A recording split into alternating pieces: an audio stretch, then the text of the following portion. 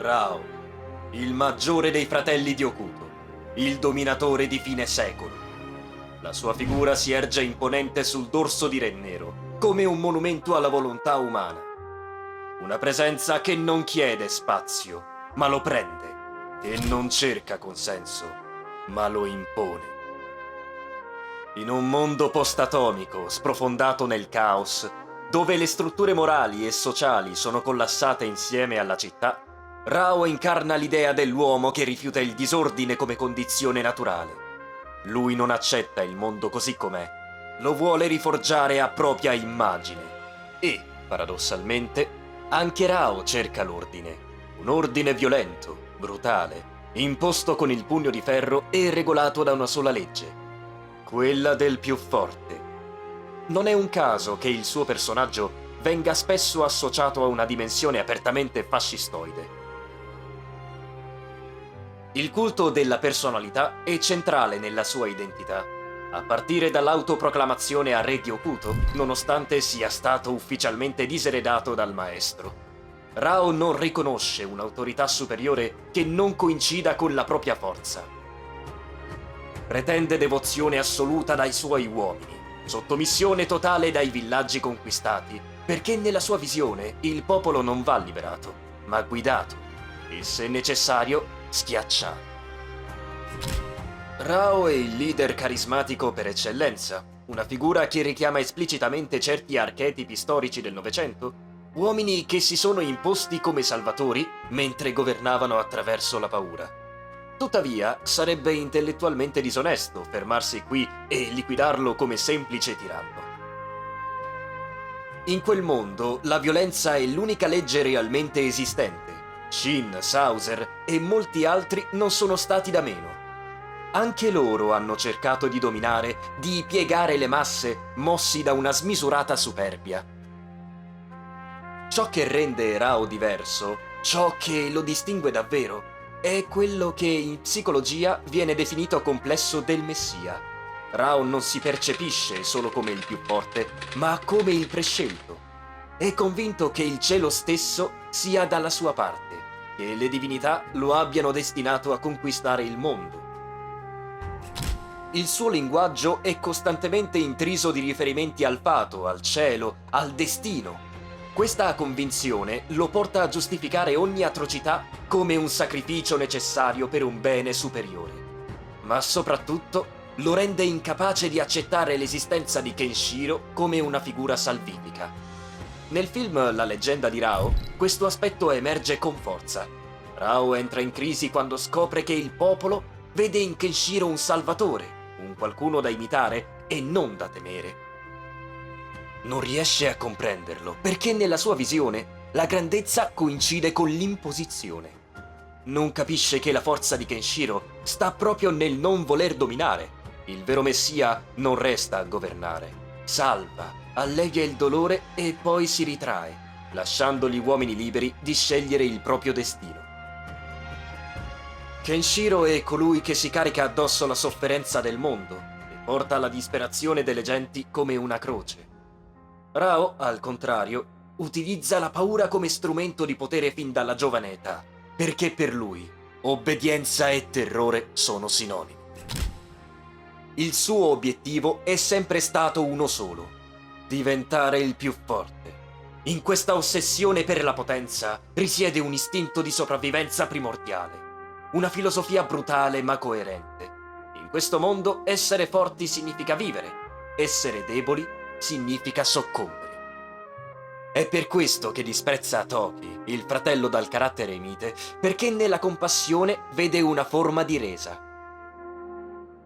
Tuttavia, questa continua tensione verso l'autosuperamento finisce per corrompere il suo animo. Rao si lascia possedere completamente dall'ambizione, fino a sentirsi infallibile al punto da desiderare non solo di dominare la terra, ma di piegare il cielo stesso, le divinità, al proprio volere. È qui che Rao diventa uno degli antagonisti shonen più affascinanti e complessi di sempre. La scena della tigre, nel confronto finale per la successione dell'Okuto Shinken, sintetizza perfettamente questa deriva. La bestia feroce si presenta davanti a Kenshiro e Rao. Guarda Kenshiro negli occhi e poi abbassa il capo, ignorandolo. Questo dettaglio è cruciale. Gli occhi sono lo specchio dell'anima e gli animali selvatici percepiscono lo sguardo fisso come una sfida. Qualsiasi zoologo lo confermerebbe. La tigre, invece, si volta verso Rao e lo attacca immediatamente, sentendosi minacciata. Rao la decapita con facilità e interpreta l'evento come prova della propria superiorità spirituale e tecnica. Ma la verità svelata dal maestro è un'altra. Kenshiro non ha avuto bisogno della violenza. La tigre ha percepito in lui qualcosa di superiore, qualcosa che non necessitava dello scontro. Quella tigre è il mondo, è la società sull'orlo del collasso, è l'umanità ridotta a bestia.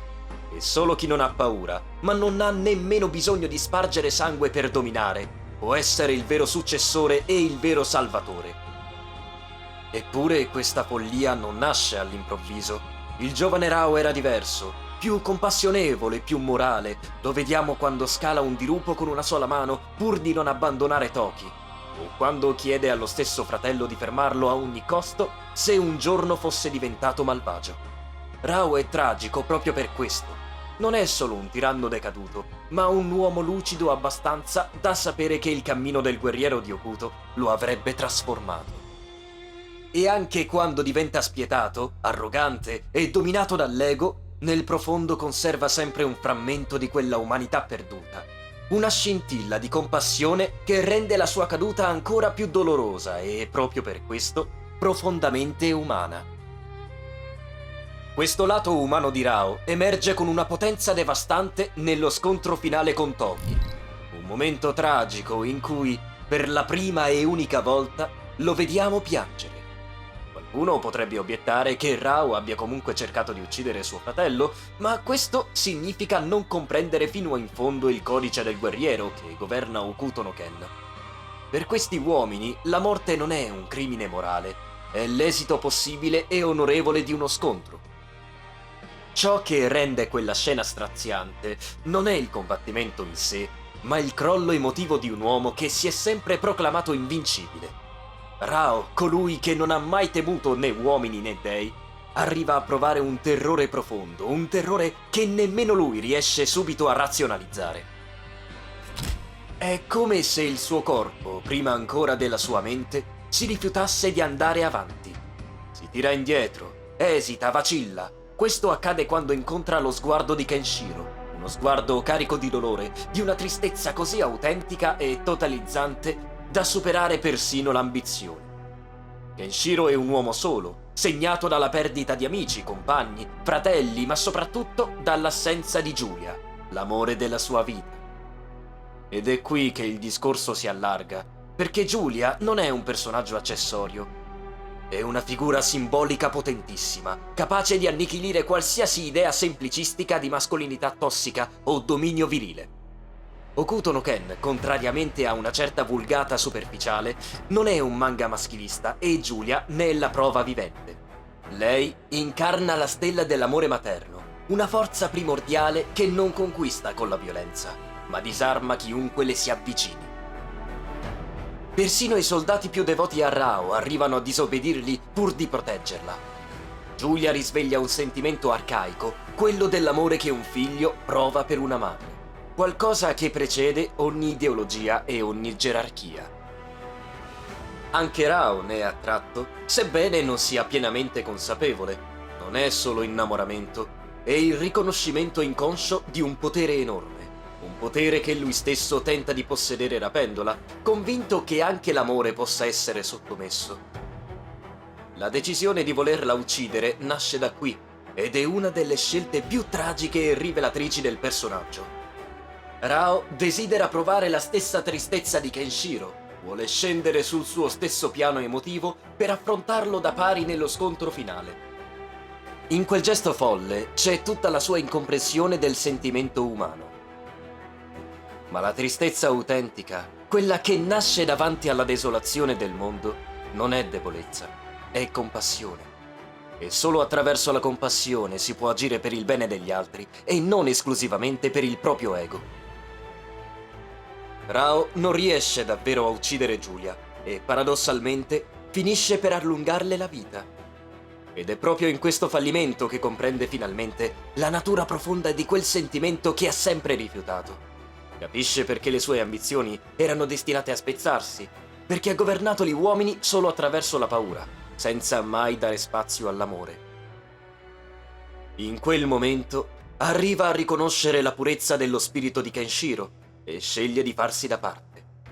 Come afferma Giulia stessa, probabilmente Rao, una volta compresa questa verità, ha sempre desiderato essere sconfitto da Kenshiro. Perché se è vero che la violenza può conquistare un mondo in rovina, senza amore e compassione non potrà mai esistere una pace duratura. Ed è questo, in ultima analisi, Rao, l'uomo che non ha mai avuto bisogno di nessuno, nemmeno per morire, ma che proprio attraverso l'amore riesce alla fine a redimere il proprio spirito. Beyond All.